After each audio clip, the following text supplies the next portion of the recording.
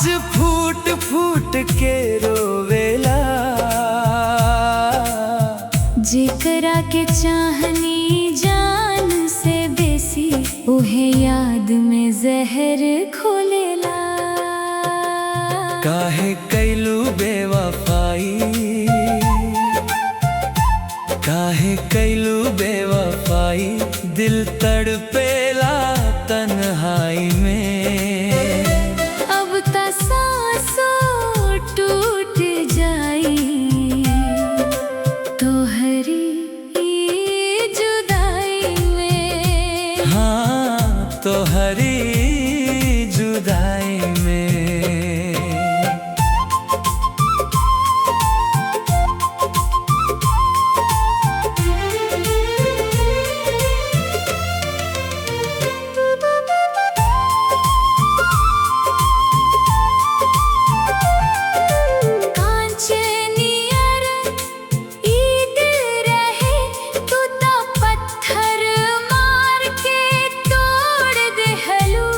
मझधार में लाके कश्ती के तू हाथ हमार छोड़ दिहलू।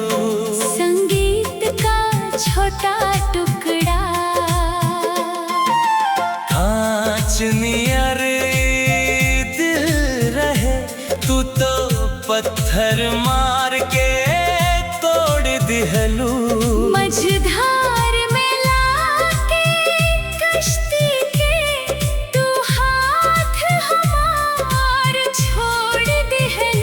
सोचनी ना रहे कभो, सोचनी ना रहे कभो, ऐसन दिन देखाईबू। हंसते हुए जिंदगी में तू आंसुअन के बाढ़ लाईबू।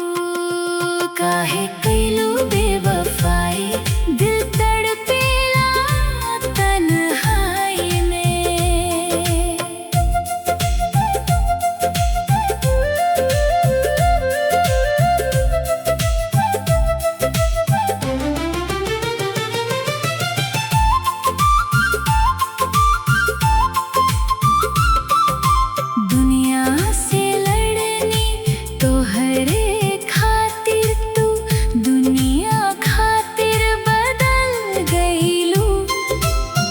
महल देख लू सोना के, हमार झोपड़ी भूल गईलू।